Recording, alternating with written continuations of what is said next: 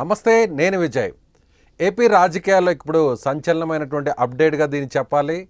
తాడిపత్రికి సంబంధించినటువంటి మాజీ ఎమ్మెల్యే, అలాగే జేసీ ప్రభాకర్ రెడ్డి, అదేవిధంగా వైఎస్ జగన్మోహన్ రెడ్డి తల్లి వైఎస్ విజయమ్మ గారితో భేటీ అయ్యారు. కొద్దిసేపటి కిందట హైదరాబాద్లోని విజయమ్మ గారి ఇంటిలో ఆమెతో భేటీ అయ్యారు. దాదాపుగా 40 నిమిషాల పాటు వీరిద్దరు కూడా సమావేశమైనట్టుగా తెలుస్తుంది. అయితే ఈ భేటీలో ఎలాంటి అంశాలపై చర్చ జరిగింది అనే దానిపై ఇప్పుడు రాజకీయ వర్గాల్లో ప్రత్యేకంగా దీనిపై చర్చ జరుగుతుంది. అయితే జేసీ ప్రభాకర్ రెడ్డి విజయమ్మను కలవడం వెనుకున్నటువంటి ప్రత్యేకమైన కారణాలు ఏంటి అనేది ఇప్పుడు పొలిటికల్ సర్కిల్స్లో అందరూ కూడా ప్రశ్నించుకుంటున్నటువంటి పరిస్థితి. అయితే జేసీ వర్గం మాత్రం కేవలం ఎలాంటి రాజకీయమైనటువంటి కోణాలు ఇందులో లేదు, కేవలం ఆమె ఆరోగ్యానికి సంబంధించినటువంటి బాగోగుల మీదే ఇద్దరం కూడా మాట్లాడుకున్నామని జేసీ వర్గం చెబుతోంది.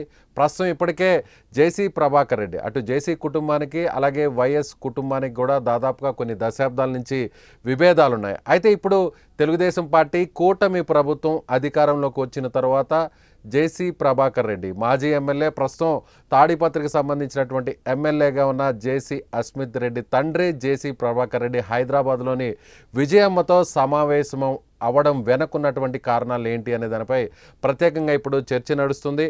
అయితే ఇది అధికారికంగా ఎలాంటి నిర్ణయాలు ఇందులో జరగలేదు, ఎలాంటి అంశాలు కూడా ఇందులో భేటీకి రాలేదు, ఈ భేటీలో చర్చ జరగలేదు అంటూ కూడా ప్రత్యేకంగా జేసీ వర్గీయులు చెప్తున్నారు. కానీ అసలు ఈ ఇద్దరు ఇలాంటి టైంలో ముఖ్యంగా జగన్మోహన్ రెడ్డి కేవలం 11 సీట్లకే పరిమితం అవడం, తెలుగుదేశం పార్టీ మీద కూటమి ప్రభుత్వానికి వ్యతిరేకంగా కూడా ఆయన ఇటీవల ఢిల్లీలో పెద్ద ఎత్తున నిరసన తెలిపారు.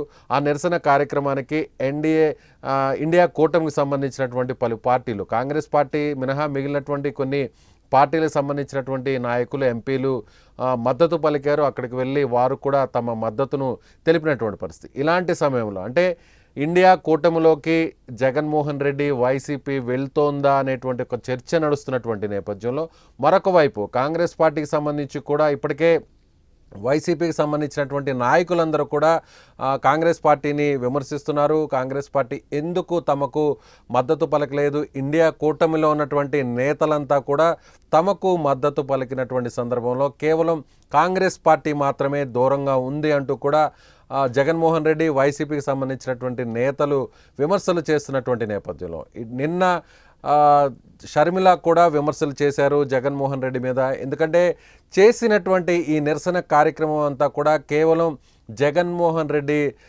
సొంత ప్రయోజనాల కోసమే, పార్టీ ప్రయోజనాల కోసమే, పార్టీ ఉనికిని కాపాడుకోవడం కోసమే 11 సీట్లకు పరిమితమైనటువంటి YS Jaganmohan Reddy party YCP పార్టీని కాపాడుకోవడం కోసమే ఢిల్లీలో ఈ నిరసన ధర్నాలు చేశారు తప్ప రాష్ట్ర ప్రయోజనాల కోసం ఎలాంటి నిరసనలు ధర్నాలు చేయలేదని, గతంలో ఎన్డీఏ ప్రభుత్వంతో అంటకాగినటువంటి జగన్మోహన్ రెడ్డి ఇప్పుడు కాంగ్రెస్ పార్టీని ఎందుకు నిలదీస్తున్నారంటూ కూడా షర్మిల ఘాటుగా విమర్శలు చేసినటువంటి పరిస్థితి. మరోవైపు తాజాగా నిన్న కూడా ఆమె ట్వీట్ చేశారు షర్మిల.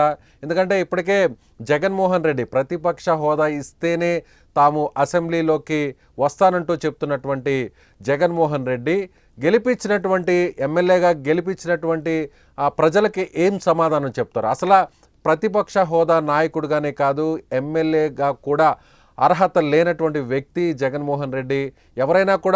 ఎవరైతే ప్రభుత్వ ఉద్యోగులు కావచ్చు, వారు సరైనటువంటి విధులకు హాజరు కానటువంటి పక్షంలో, వారు ప్రభుత్వ కార్యాలయాలకు వెళ్ళనటువంటి పక్షంలో వారిని సస్పెండ్ చేస్తారు, ఆ ఉద్యోగం నుంచి తొలగిస్తారు. అలాగే విద్యార్థులు కూడా స్కూళ్లకు కాలేజీలకు వెళ్ళనటువంటి పరిస్థితుల్లో వారు కూడా అక్కడి నుంచి బయటకు వెంపేటువంటి పరిస్థితి ఉంటుంది. కానీ జగన్మోహన్ రెడ్డి చట్ట సభలకు వెళ్లకుండా ఈ విధంగా బాయ్కాట్ చేయడాన్ని ఎలా చూస్తారు? ఎడార్లకు వెళ్తారా, అమెజాన్ ఫారెస్ట్లకు వెళ్తారంటూ కూడా ఘాటు విమర్శలు చేశారు షర్మిల.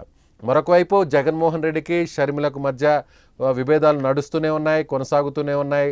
షర్మిల కాంగ్రెస్ పార్టీ ఏపీ చీఫ్గా తనదైన శైలిలో ముందుకు వెళ్తున్నారు. ఎక్కడ అవకాశం దొరికినా కూడా జగన్మోహన్ రెడ్డిని విమర్శిస్తూనే వస్తున్నారు. ఇలాంటి సందర్భంలో మరొక వైపు ఇటీవల చూస్తే కూడా వైఎస్ జయంతి వేడుకల్లో కూడా జగన్మోహన్ రెడ్డి సపరేట్గా తల్లి విజయమ్మతో కలిసి నివాళులర్పించారు. అదేవిధంగా షర్మిల కూడా తన భర్త అనిల్ అలాగే కుమారుడు కుటుంబ సభ్యులతో కలిసి విజయమ్మతో కలిసి ఆమె వేరుగా నివాళులర్పించినటువంటి పరిస్థితి. అదేవిధంగా విజయవాడలో కూడా భారీ ఎత్తున వైఎస్ జయంతి వేడుకలు నిర్వహించారు. ఈ వేడుకలకు తెలంగాణ సంబంధించినటువంటి కాంగ్రెస్ పార్టీకి సంబంధించినటువంటి నాయకులు, తెలంగాణ సీఎం రేవంత్ రెడ్డితో పాటుగా మరికొంతమంది మంత్రులు కూడా ఈ కార్యక్రమానికి హాజరయ్యారు.